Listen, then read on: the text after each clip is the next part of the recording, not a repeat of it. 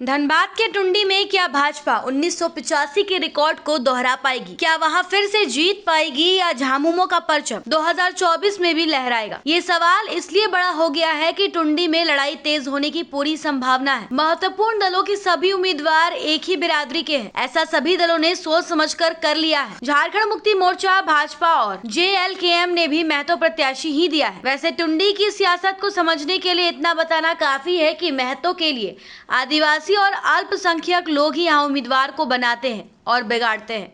टुंडी विधानसभा की कुल 40% आबादी महतो, अल्पसंख्यक और आदिवासियों की है। इस बार महतो प्रत्याशियों की संख्या अधिक है।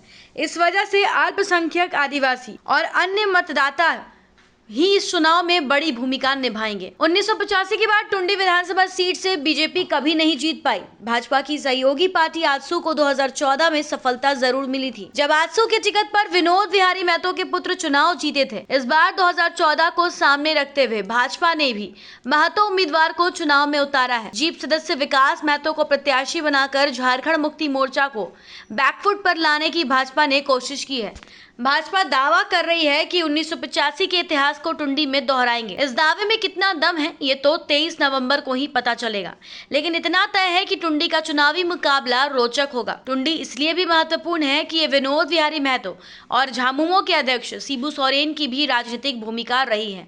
वैसे झारखंड मुक्ति मोर्चा टुंडी सीट को सबसे सेफ सीट मानता है। 2014 में भाजपा और आजसू जब साथ मिलकर चुनाव लड़े थे तो आजसू प्रत्याशी को जीत मिली थी। वैसे टुंडी में झारखंड मुक्ति मोर्चा का पलड़ा भारी रहता है। टुंडी भले ही धनबाद जिले में आता है, लेकिन लोकसभा इसका गिरिडीह है। इस बार लोकसभा में टुंडी विधानसभा से एनडीए को बढ़त मिली है, लेकिन विधानसभा चुनाव में यहां भाजपा पिछड़ जाती है। पिछली बार भाजपा ने ब्राह्मण जाति के उम्मीदवार को उतारा। पूर्व सांसद रविंद्र पांडे के बेटे विक्रम पांडे भाजपा से उम्मीदवार, लेकिन मथुरा प्रसाद महतो के हाथों हार गए थे।